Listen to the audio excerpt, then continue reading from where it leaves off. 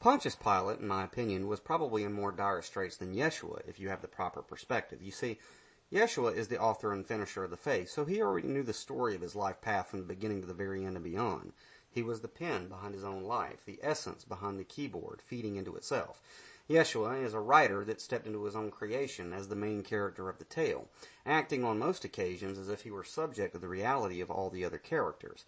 He knew himself, and therefore he knew the truth. Yeshua was in the unique and preferred position of having put down the tracks he was to walk well in advance of stepping into sloppy and linear time. For him, there really were no honest surprises, no moments of great decision as the other characters may have experienced, only the necessity to act as if there were, to add a little garnish to the meal of his play-pretend session for that particular incarnation.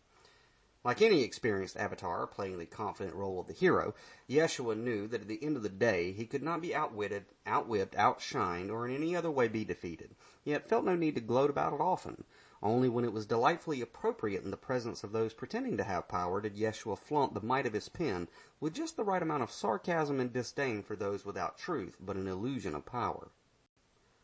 Pilate did not have this advantage. He was clueless to the fact that he was just a character in the mind of the man standing in front of him, having been recently delivered to him by the religiously fearful among the Jews.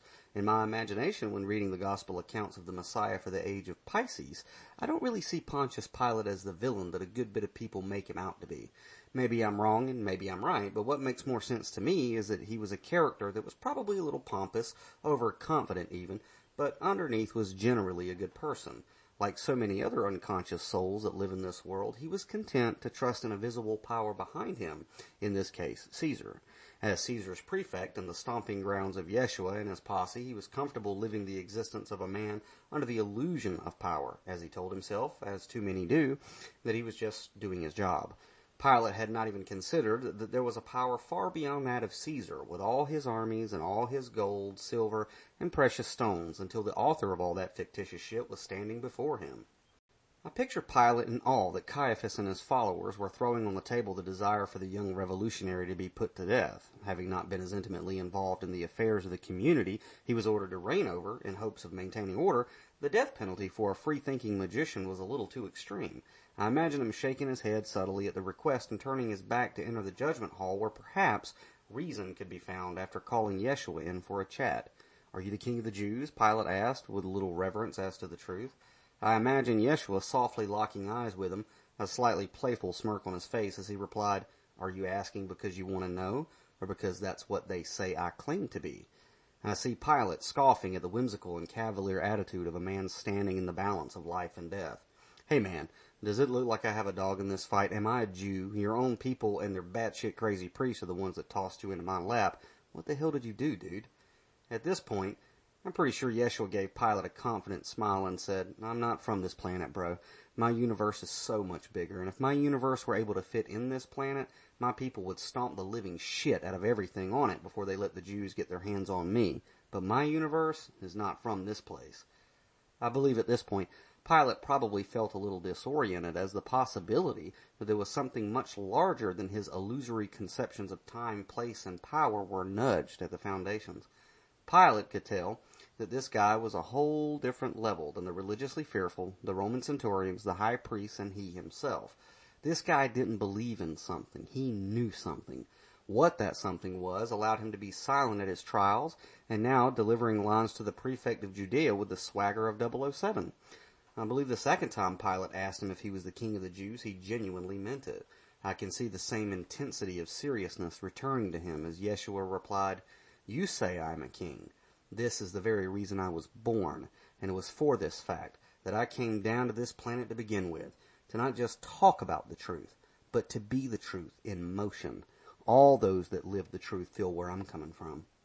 At this point, the comfortable and secure belief in power given him by Caesar seemed no more tangible than air, as Yeshua introduced something to him that he had never given much thought to before, a concept that when raised stands as a threat to all things mortal men regard as powerful, and that is the truth.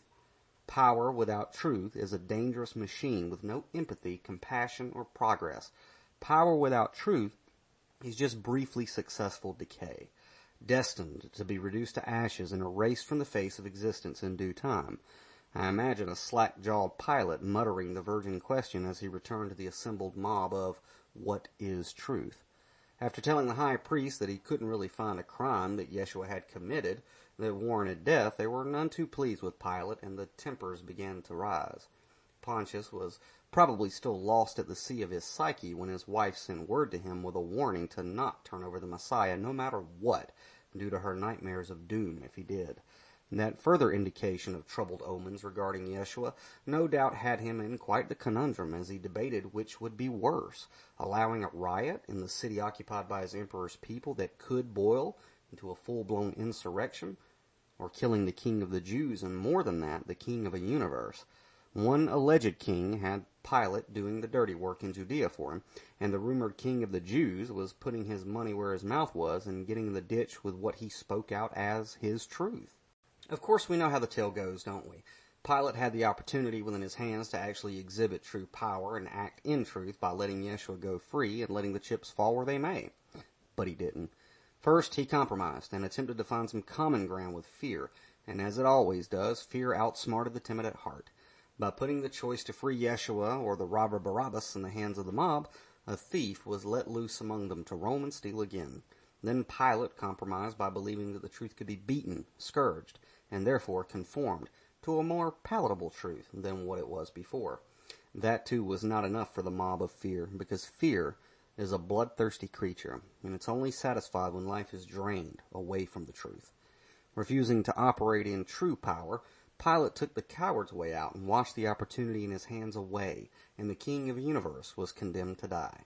I admit that's a pretty sad story, but not so much for Yeshua. The sad part is that Pilate came so close to having his shot in the light. He had the pill of truth in his mouth, but he couldn't have the courage to swallow it and allow its effects to operate in the reality of consciousness that the author could operate in, the consciousness that we all can operate in.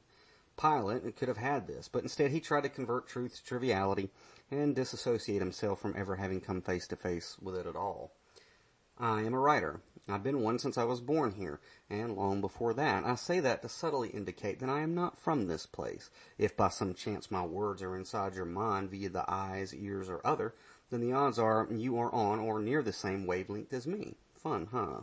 You have either realized you were on the hero's journey at some point, or have been through it so many times in so many different ways that you've transcended the trappings of most fellow travelers.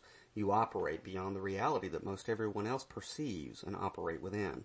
Your awareness is expanding to a bigger picture, a higher veil to be lifted, a frequency undetectable to the masses at the level of politics, pyramids, game shows, and of course the shackles of fear. You know your role within your story, but most of all, you keep the sacred truth hidden behind your lips. This is just a story. It is just a game within the mind of the all of existence, and within that game, you are more diverse than those stuck in walk-on parts. You, I, and Yeshua are actors who wear masks so well that sometimes in the past we too have lost ourselves in the roles we have played. We are observers, watchers, keepers of the balance in the universe, and when the need arises, we police the unruly of the karmic tides.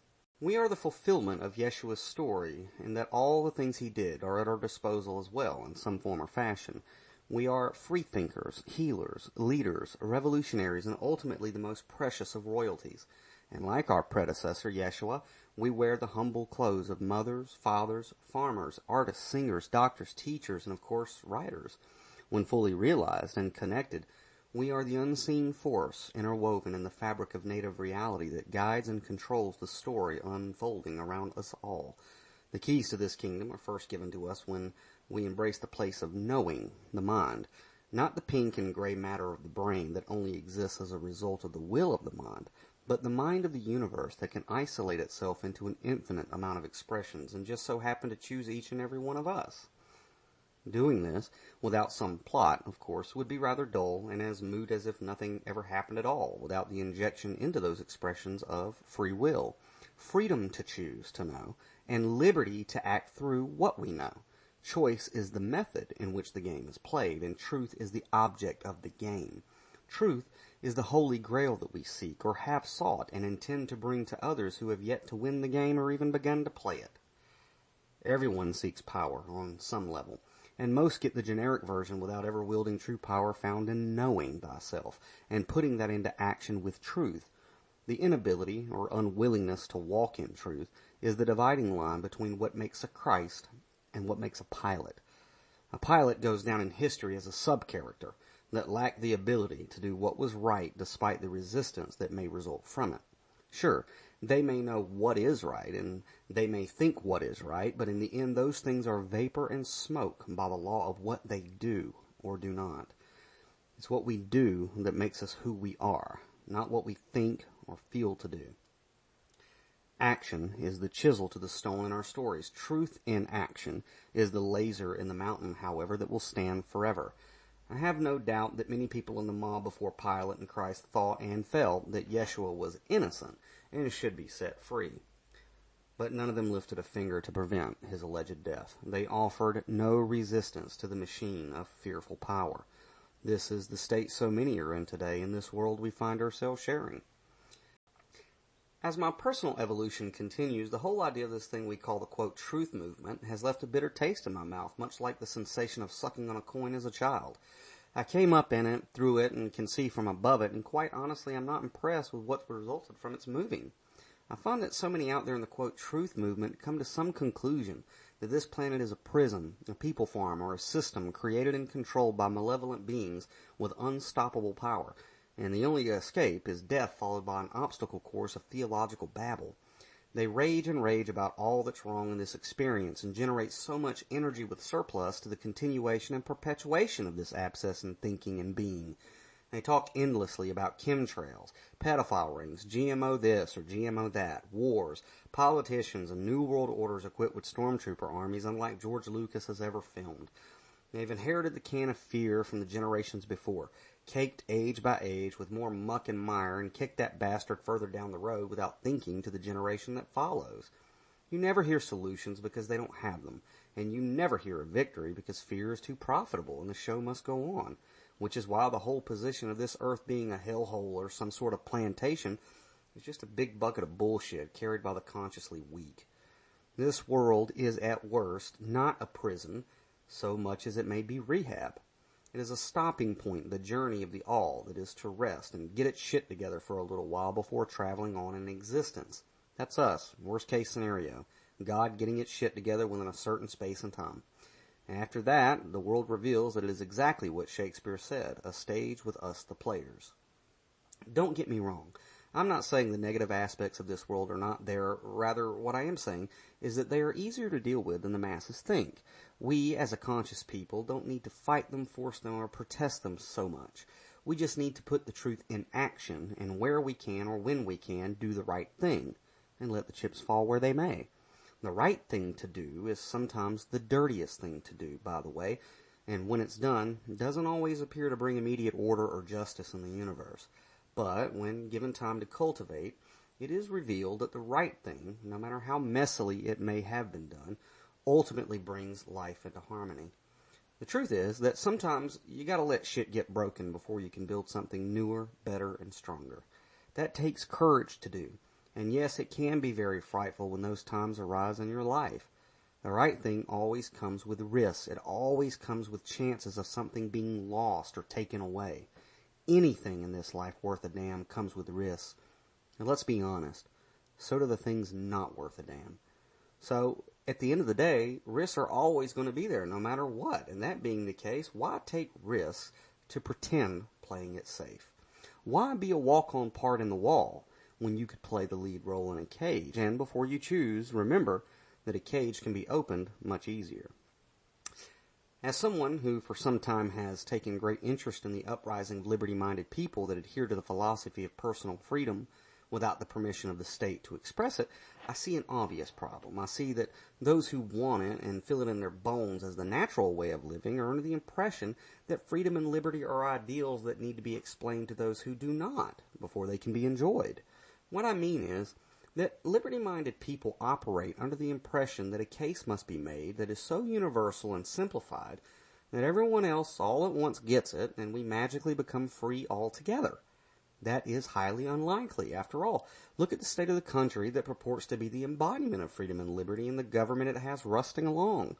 I don't know of any fellow traveler that feels the government of the United States Incorporated is actually a representation of what the people want or desire, and the fact that it does way more harm than good is self-evident. With meaningless and destructive prohibition of plants, herbs, and oils that fill prisons with the victims of lawyers and judges who golf on the weekends together, to maniacal wars that grind up our youth like hamburger meat in all sorts of places around the world, the governments of this world are completely cancerous, and we all know it. But what are governments without people within them? They are not buildings, they are not rifles, they are not tanks or shackles and cells. None of those can do anything without people. People who, under the illusion of power, without truth, just do what they are told. They sheepishly respond in word or deed with, "I'm just doing my job." Without those types of people, governments are just imagination, a thought field that no longer has to be acted upon or brought into existence by action. Revolutions of governments are no more bothersome than shifting your thoughts to the truth, acting and living in truth, and having confidence that by doing so, others will do likewise. When you are first or few in numbers, this doesn't seem so easy, and the threat of risk may cause you pause, and the cries of those without courage may force you to hesitate. But know then that the excitement of life is in that flutter of danger, and when you are a pioneer in an unknown land, it is the lamp under your feet to triumph. Mark Twain said, "In the beginning of a change, the patriot is a scarce man, and brave, and hated, and scorned. When his cause succeeds, the timid join him, for then it costs nothing to be a patriot." That's as cold as the other side of the pillow right there if you happen to scoff at the few who are willing to take the first steps in new territory.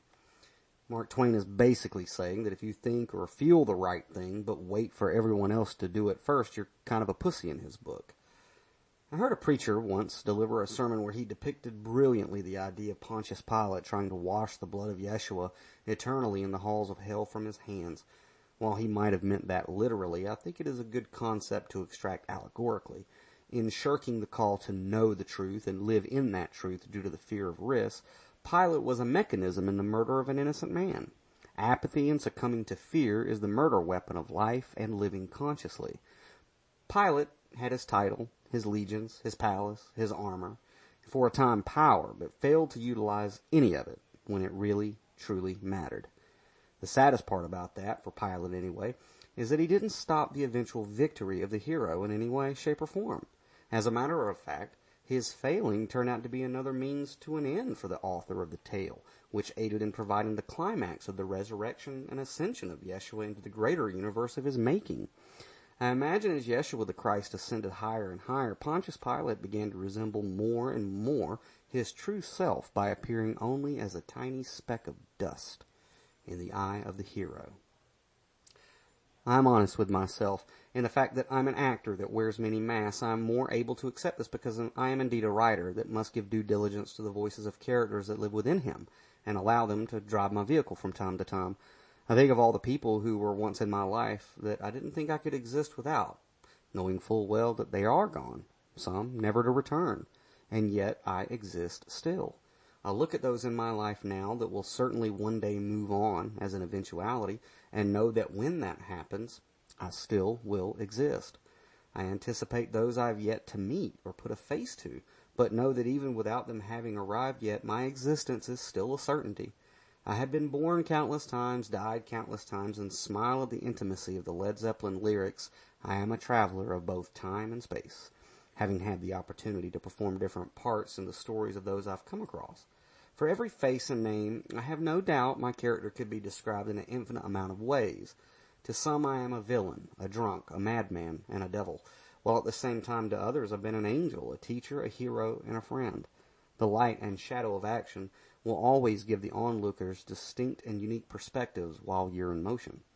At the end of the day, however, one's true nature is only revealed while alone, with oneself as the masks are carefully taken off and the reflection of self is seen.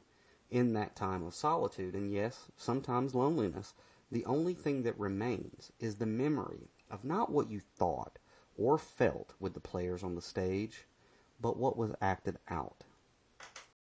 All of us are capable to be the masters of our own destiny and really revel in this beautiful gift of life. It was given to us as a playground for the purpose of enjoying experiences together, and that alone is motivation for getting a grip on it. It's the nature of things for there to always be a bully that comes onto the playground with us, and this bully is big, loud, and opposing him always comes with the risk of getting a shiner or two. It is the bully of fear, and most of the kids on the playground shrink and flee from its presence when its shadow falls on them, avoiding eye contact at all costs. But you know something? It's always the littlest and most unsuspecting kid in his path that pops the bully in the mouth one good time and sends an electrical current of courage into the collective consciousness of the others. When the stars of the bully are done swirling and the blackness of space clears up in his eyes, he sees a new reality he didn't expect. A playground of little kids that are no longer frightened and no longer going to put up with his shit. Perhaps this is another aspect of Christ's advice for us to be as little children in order to enter the kingdom of heaven. For the kingdom of heaven is filled with little children willing to punch a bully in his throat. And of course, we all know that little children aren't as mindful about washing their hands as pilots might tend to be, because for them the dirt, sweat, and blood is just a part of the fun of it all. I'll leave you with this. Do the right thing and let the chips fall where they may.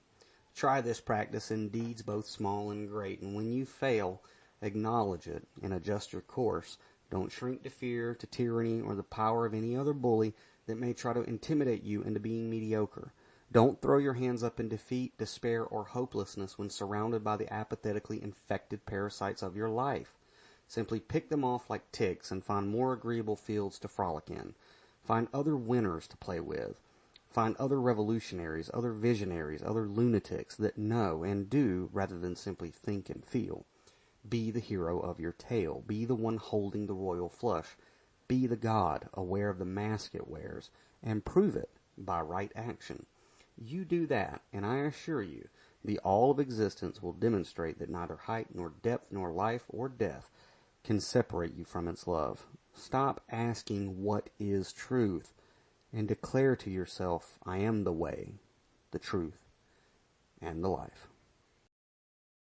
Alright guys, so that concludes the 33rd podcast of the Downloaded Content Podcast first set, I suppose. You know, when I started downloadedcontent.com, it was intended not to have any kind of architecture or structure. It was just supposed to be kind of an experiment from the mind of an insane writer like me. So the podcast is evolving that way too, so I'm not quite sure if it'll be seasons or sets or how I'm going to do it. I guess I'm just going to go with wherever the universe kind of takes me with it, but I do hope you've enjoyed the 33 that have been put out, plus the Jason Patrick updates while he was at trial. And I appreciate you guys for supporting me like you have in this first year of the website. It means more to me than you possibly know, because what I do at the website is from the bottom of my heart. Hate it, love it, be offended, be uplifted. It is what it is. So I appreciate you guys checking in on me and my work from time to time. So, like I said, I'm going to be backing away from the microphone from this podcast and from other shows, and working on those manuscripts to get them out to you. In the meantime, you can support me by picking up my novel, Then Came the Flood, at Amazon.com or BarnesandNoble.com or any other major bookstore.com. And to get the second set of podcasts off the ground, you can go to patreon.com/DLC and become a patron of mine to help me create quicker content, better content, higher quality content. I would really appreciate that, and it, show me that you're digging what I'm doing. So until I come back for the second set of podcasts, I wish all of you well. And if you've heard me talk about the CannaSense campaign and you need to get a hold of me, just click on the CannaSense Total Wellness page at the top of the website and put your information in, and I'll get a hold of you as soon as I can. Please be patient with me. So until I come back, I hope all of you can catch up on the podcasts that I have put out that maybe you haven't heard yet. And I'd love to hear from you. Check me out on Facebook and all that other good stuff. So thanks, guys. I appreciate what you do, which is show me your love in so many different types of ways, more than you can possibly imagine. And I thank all of you. So until then, be well.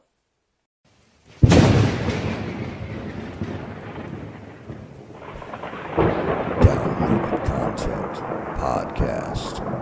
Downloaded Content.